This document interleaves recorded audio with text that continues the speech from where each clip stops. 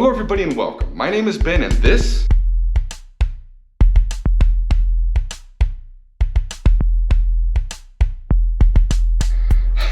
is ancient.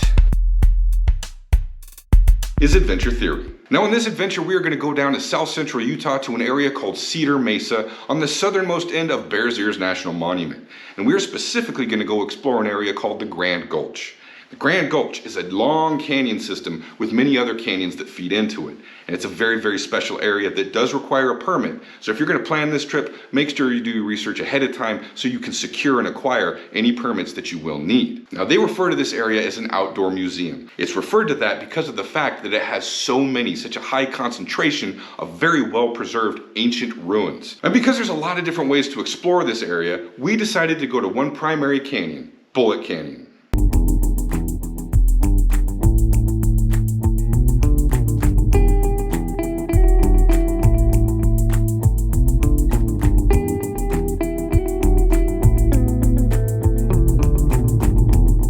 Now we chose Bullet because Bullet Canyon has two of some of the most fascinating ruins I've ever come across.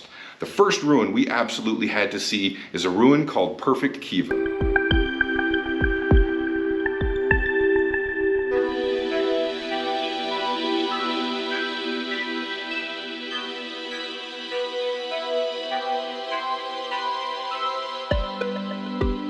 The second thing we absolutely had to see on this adventure is right around the corner from Perfect Kiva, and it's a ruin called Jailhouse Ruins.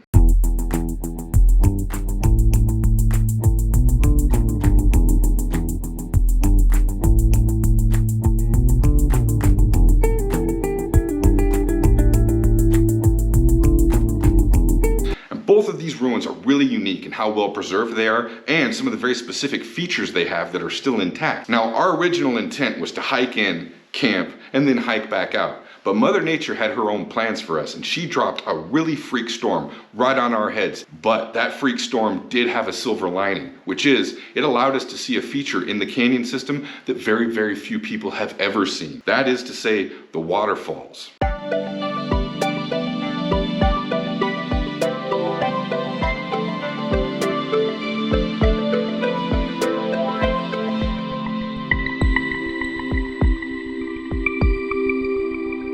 So check this out, Bullet Canyon in the Grand Gulch area in southern Utah. Let's go. So we left Salt Lake City at like 4 in the afternoon and made camp here in Goblin Valley, halfway between Salt Lake City and Cedar Mesa. We did that so that we could be at the trailhead really early in the morning so that we could spend all day hiking and not feel rushed. And we woke up to snow in the desert. This was a rude awakening and it made breaking camp very messy. And it's gonna make setting up camp tonight even messier because everything's wet. So not ideal, but hey, check it out, snowing in the desert. Ay, ay, ay. On to Cedar Mesa.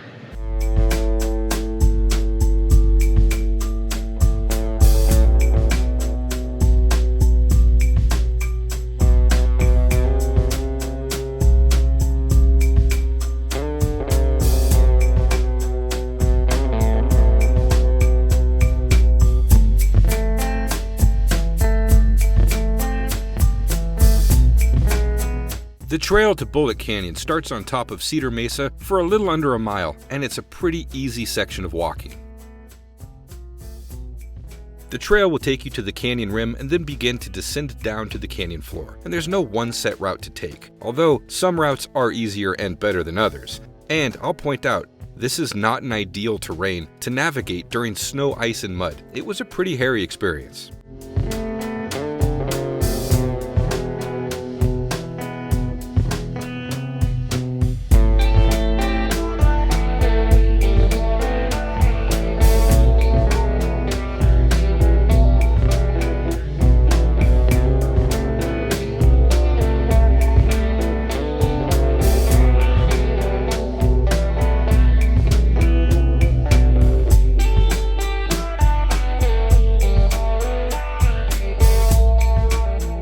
Once you reach the canyon floor, you're going to want to look at your immediate surroundings to find landmarks that will indicate where the path is to take you back out of the canyon. Here, I found a giant egg-shaped rock as well as a rock stack in the middle of the creek bed.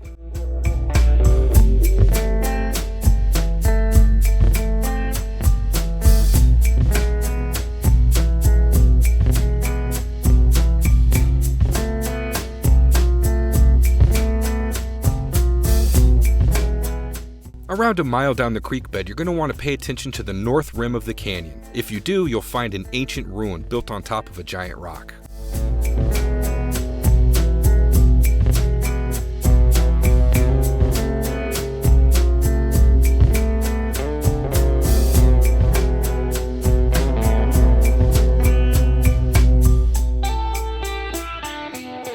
From what I've read, this section of trail is pretty sandy in the summer, and sand is not easy to walk through.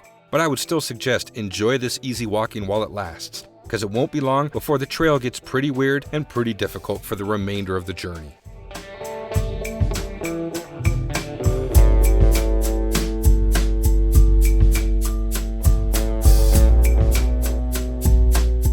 Here is the beginning of the waterfall steps. This is where the trail is going to descend down a pretty good clip into Bullet Canyon proper. And here is where the trail gets weird. The walking's not going to be easy for a few more miles yet.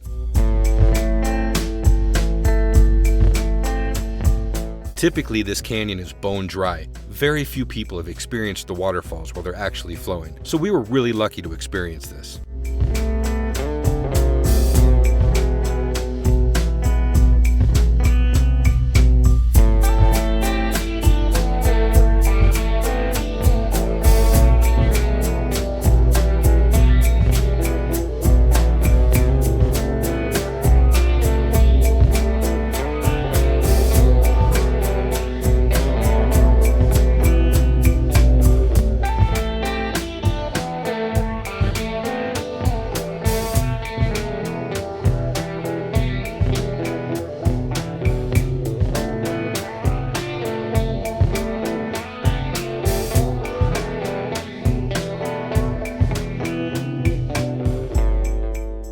As with most backcountry hiking, there's rarely one set trail, and usually there's multiple routes to take, and each route is going to have its own pros and cons, whether you go low road or high road, and that is going to be a common theme for this hike as well. Just as long as you stay within the canyon walls, you really can't get lost.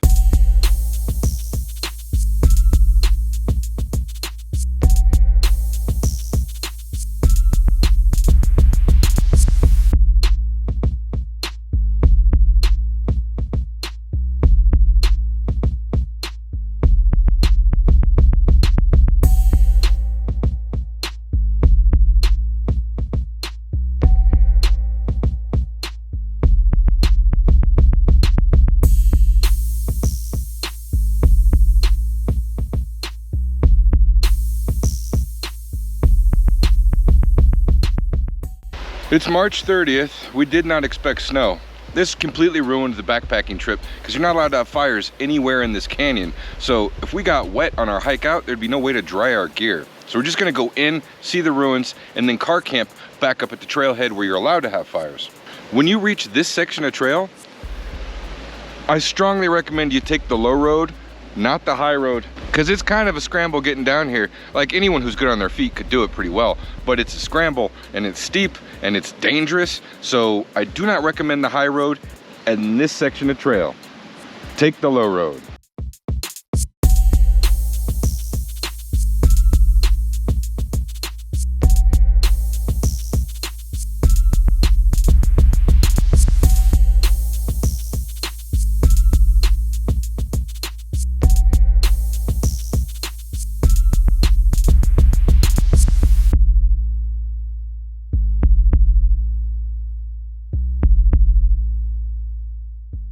So the thing about Bullet Canyon is it's kind of a choose your own adventure.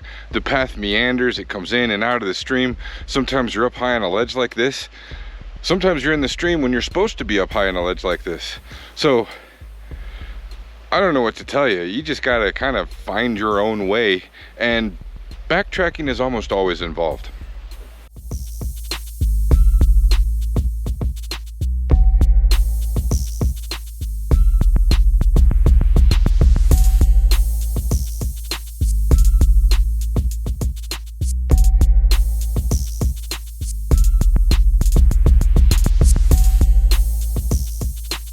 Once you pass the waterfall steps and get to the canyon floor, it pretty much stays the same elevation. Now there is going to be a little bit of minor ups and downs getting on the bench, off the bench, and around obstacles, but for the most part there's no serious elevation loss or gain. But unfortunately, the trail itself will be anything other than flat and easy.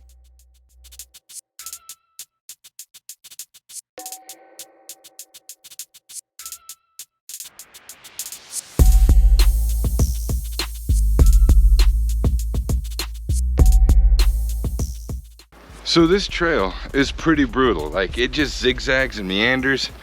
You'll be on the trail, then all of a sudden you won't be. You'll be off the trail. You'll be like, what happened to the trail?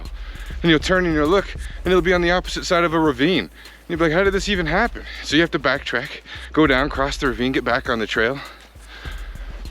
It's weird. And there's multiple trails, or at least paths. You'll follow footprints one way or the other way. And the point is, it was a fairly difficult hike. I'm kind of glad right now that the universe sent us a tremendous blizzard to tell us that we can't backpack in and camp overnight tonight. Instead, we're just gonna walk in as a day trip, then hike back out and camp up at the truck where we can have a fire.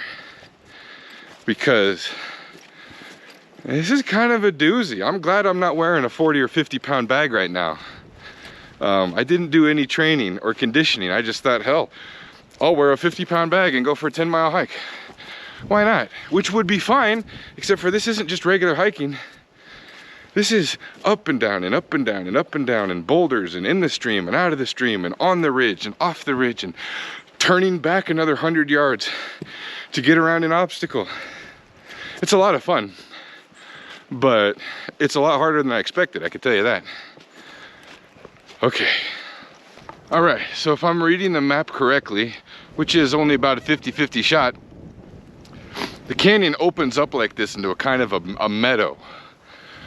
Just a little bit before the ruins, at least Jailhouse and Perfect Kiva. So when you reach this meadowy area where it opens up, you're getting a lot closer, like a mile away, maybe less. We'll see.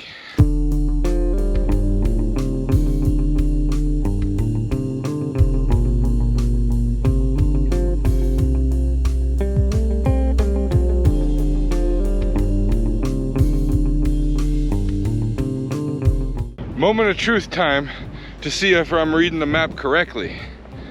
The ruins should be right around the next corner. The meadow was back there, then there's a kind of straightaway of sorts, and on the right side the canyon does 4 divots in, but on the left side it stays relatively flat. It just wobbles a little. Right around this point should be a big bowl on the left. And directly across from that bowl on the left should be 2 cut-ins in the canyon where they indent. And that's where Perfect Kiva and Jailhouse should be. Right around that corner. Let's see. That's Perfect Kiva, which means right around the next bend in this wall on the right, Jailhouse Kiva should be in front of that big flat cliff face right there. But first, let's go see Perfect Kiva. This is the primary attraction. This is why we came out here. Even though the original plan got totally fouled and messed up because of the snowstorm, again, I think it was a blessing. Because it turns out I'm not in good enough shape to carry a 40 or 50 pound back all the way here. Through all that we just came through, we were only like walking maybe half the time. The other half the time we were either climbing or scrambling or gently working our way across really loose river rock. Like basically the opposite of just walking. But for the last little bit, we've had this nice trail right here. So now what we got to do is we got to get up to that shelf to see these ruins. And it looks like it's just going to be scrambling up rock. So we'll just walk up in there and kind of find our way. Check it out.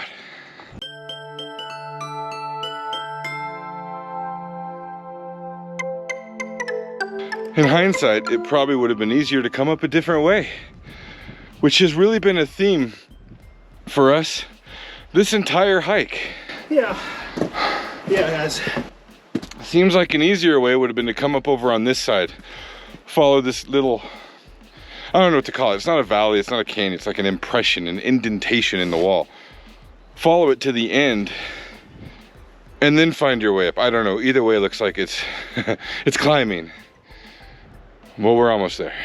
So it turns out there was an advantage to coming up the way we came, scrambling up this big rock shelf over here on the immediate entrance to this little canyon depression where the ruin is. We scrambled up the rock to get onto the level, onto the shelf, kind of where the ruins are. Came across this. That's pretty neat.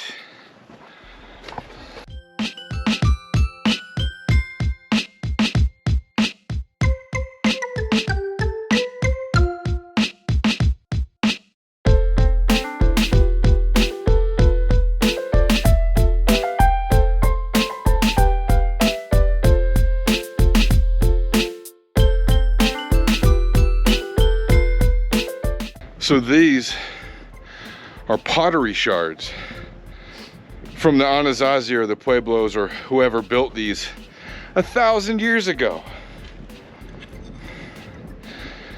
Ancient pottery shards. The whole Grand Gulch area is an archaeology site. There's just tons of ruins here, and so they're finding all kinds of stuff like this ancient pottery. Another cool thing about this area and the rock that these pottery shards are sitting on is this was used as a grinding stone.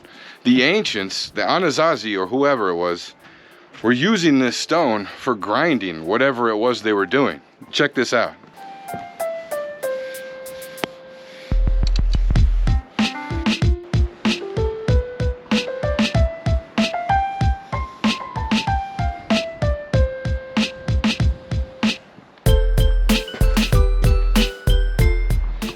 There are still literal corn cobs, probably maize, from their food stores from 1,000 years ago.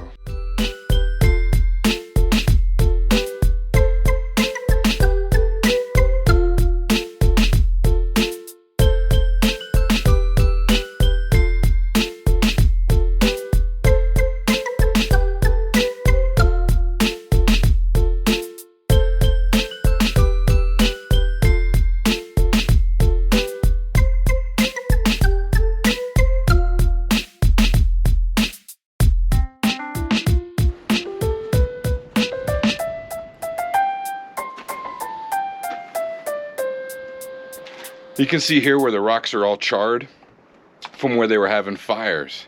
And this is still intact.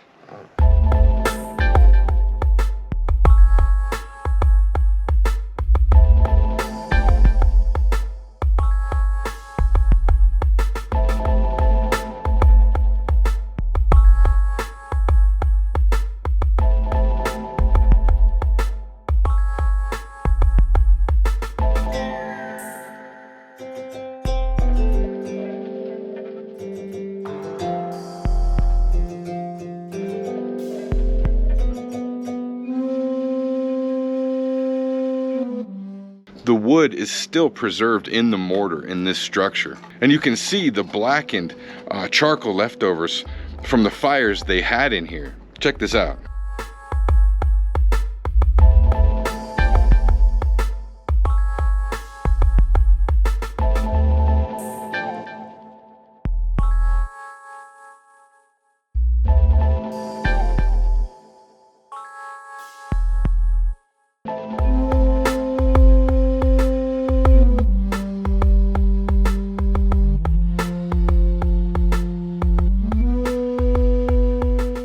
Now the deal is you're not allowed in this one.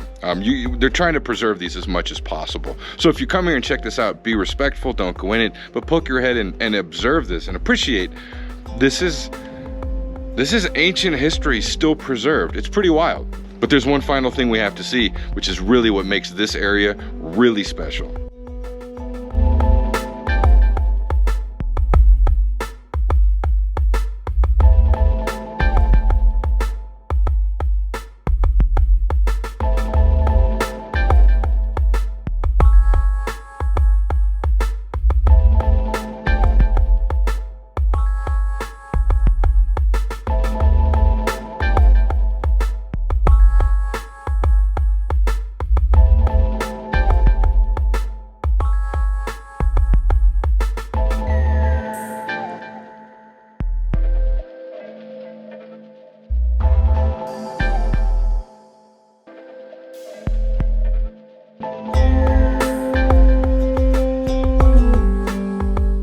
So presumably, this was kind of a spiritual area, this room.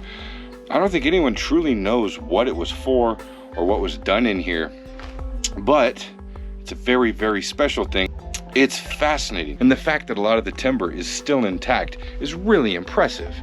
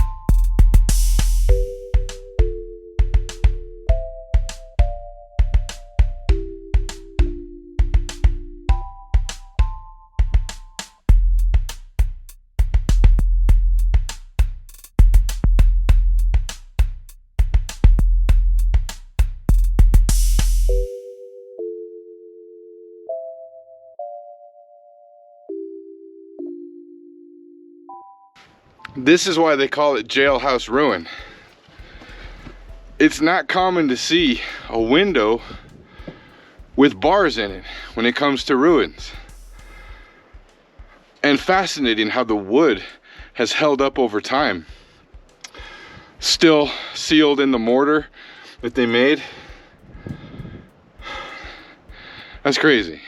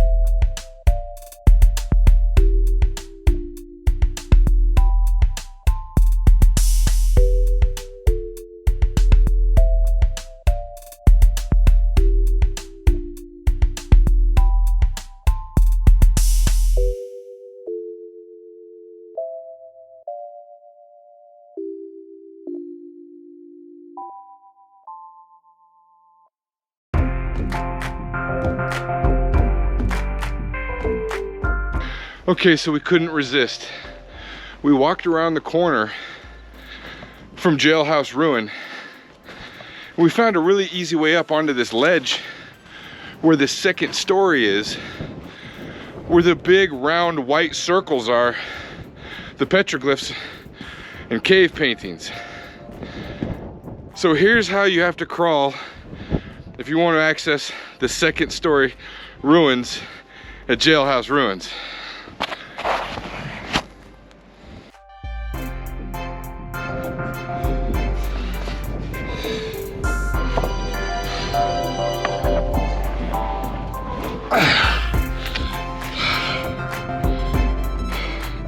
It's really, really tight.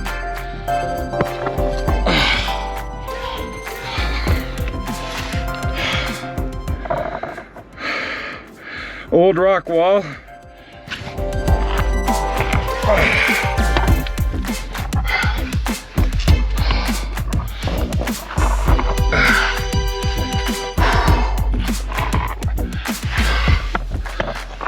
Oh, I'm just a little bit too fat for this, but I'm making a go of it.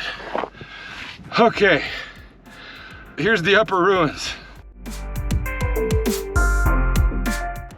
I don't know, that just makes me nervous. It's ancient.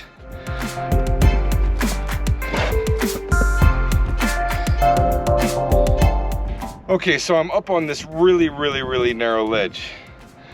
Okay? And then that is a fall that's gonna require a helicopter for me to get out of here if I don't break my neck or break my skull wide open. I imagine when these ruins were active and people lived here, this was much easier to walk. But I'm not sure I want to risk it to see what is apparently an empty ruin. So I think this is as far as I'm gonna go. But it goes further. Yeah, and those big round circles and the one that has what looks like two eyes are right around the corner above that other wall. I'm not gonna be able to get to them. I have a daughter to get home to. I can't risk it. Just for the record, it's not worth it. This is crazy.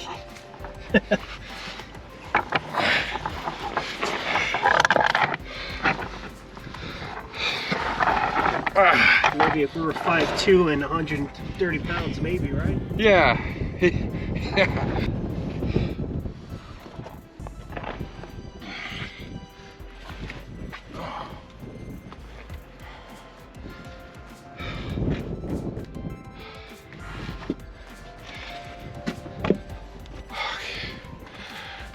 So this was an amazing adventure to be had. Even though the return trip ended up really grinding me into hamburger, and we didn't get back to the truck until dark, which we didn't plan on. I mean, we made it, obviously here I am talking about it, but this is a fascinating adventure, and I'm gonna go back because there are so many different ruins to see. In fact, Cane Gulch, which feeds in and makes a confluence with Bullet Canyon, Cane has some of the most ruins, like the whole thing is riddled with them, where Bullet really only had about 3 to see. So we're gonna go back and do Cane on a different adventure. I'll see you next time.